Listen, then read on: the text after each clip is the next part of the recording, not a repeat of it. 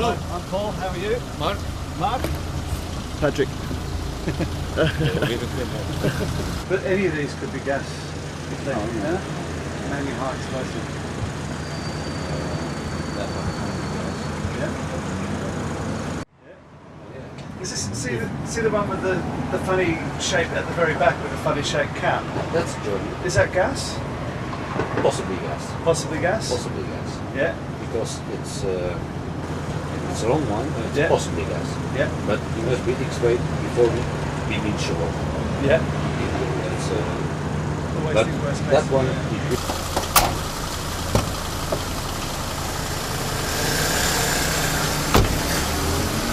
What time do they leave in the morning? 8 o'clock. 8 o'clock. 8 o'clock they receive their missions, Yeah.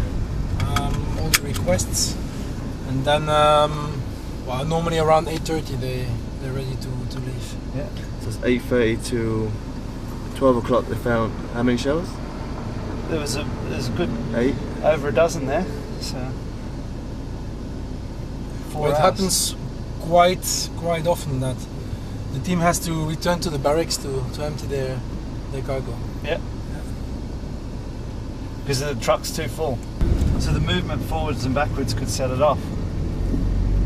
If it hits the fuse, yeah. Yeah. And the reason why the cargo is open at the back Yeah. is because if we have possibly toxic ammunition, Yeah. there would be a leakage Yeah. that you could aerate. Otherwise, you have a contained environment Yeah. which is purely toxic, and then it would be very dangerous to put your head inside. Ah, so that could leak chemical weapons. It could leak, and sometimes it happens. Yeah.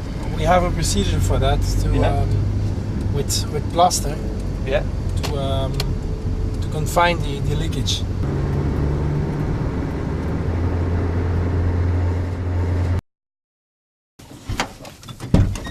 Our first call this afternoon is the report that one shell has been found. The first part of the clean-up process is for the general public to report finds of unexploded ordnance to the police, who then report the details of this with GPS coordinates to the EOD battalion. These coordinates are then fed into the computer, and the individual missions are collated together in order of geographic reference and emergency priority. They usually have 3 trucks going out on missions every day. Master Sergeant Mark Bold is from the Belgian Navy. He was a Navy diver for over 2 decades and has served 2 tours of duty cleaning up ordnance in Cambodia. He was also involved in clearing mines in the First Gulf War. A highly trained professional. He's a bomb disposal expert in his own right, and it was evident that he was well respected within the Belgium EOD battalion. His knowledge on explosive devices is probably second to none. Mark has given us 2 safety rules to follow whilst we're with the EOD battalion. The first was under no circumstances are we to touch anything. The second is if we see him running, where to run faster. So you thought you were coming to pick up one? One, yeah. You will fill in this form. Yeah. Tell us at the end exactly what that will be encoded into the program. Mark zet de stieren.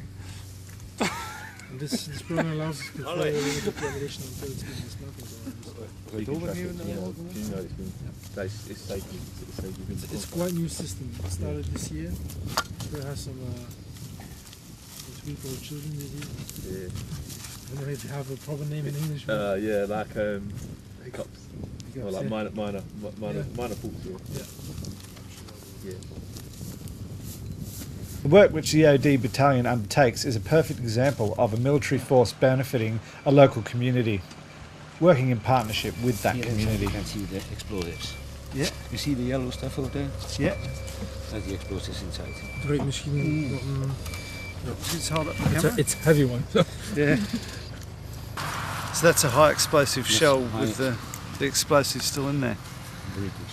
British? Yeah. Only 3 Germans here. Yeah. The 3 small ones are Germans. Yeah. All the rest. Yeah. What's the one with the funny ends on it? That's not a lot of people do it now. A Stoke mortar. Yeah. Before they did it because they could. They told us they made it from water pipes, 3-inch So they have water to do war. pipes. They Yeah. have money. So And copper, This copper Gonna show it. Yeah? on the band, which is the centering band for in the cannon. On the fire. And also sometimes the Fuel system. that's the most Yeah. dangerous part. The aluminium bit. Motor. The aluminium bit, well, the detonator on top. Sometimes aluminium. And they told us sometimes they have made the it copper, original it's from time water phase. pipes. Yeah. Copper Green to water pipe they put, Yeah. and it's high explosive inside. That's the truth. That's a mortar. Could that go off? Yeah. Yeah? With a big bang. Yeah, it's full of explosives. Yeah. It's a light case. Here you still see the markings on. Yeah. Yellow band. In good condition. Whilst we were collecting shells with the EOD battalion, many farmers were stopping to make requests that shells on their property were collected. The service they provide the community is very popular indeed. So to avoid also that when he says it to the police, he has one, we pick it up, and the next team goes there, they don't find it. Yeah. So you've told him that he has to call the police?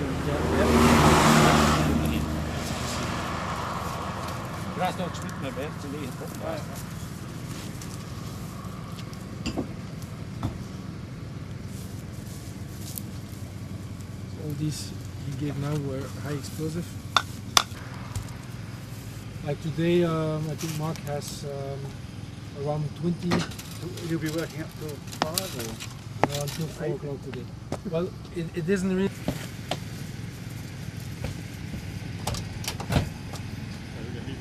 The second mission for today is the reporting of another shell at a farmhouse just up the road.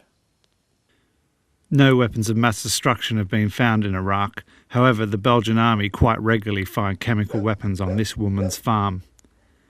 She is not subject to any legal action, UN sanctions, or threat of war.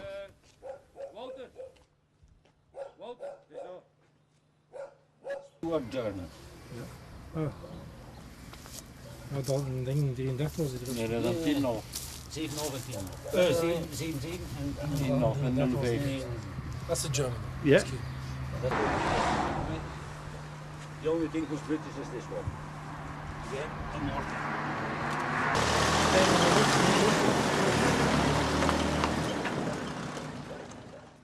The army inform us that you cannot tell if a shell is chemical unless it is X-rayed. However, you can get a good idea if it contains a chemical agent or not by the size and length of some shells. Alternatively, you could always give it a little shake, like this. So that's 2 calls in a row that they've reported one, but we've seen nearly a dozen sort of picked up. That's quite common. Does that happen like that? Unfortunately, yes. Yeah. This farm had even more shells stored in its shed, which you could imagine would make things interesting for the fire brigade should it catch fire. We were speaking to a farmer the other day, and he could speak a little bit of English, and he was telling us that he was ploughing his field, and the shell blew up and blew up his plough. Well, when they're plowing it, sometimes they hit the ammunition. If they're lucky, they hit it where it's no problem. Yeah. Sometimes they hit it really on the head.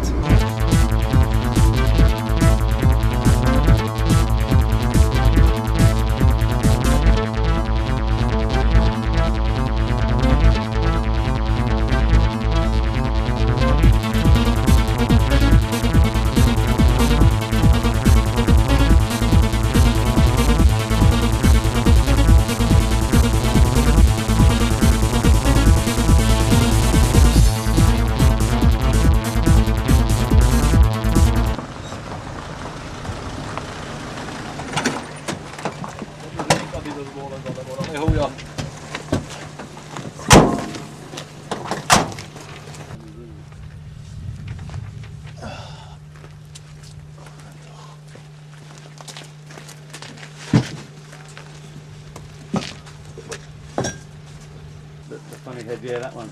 10,5 centimeter.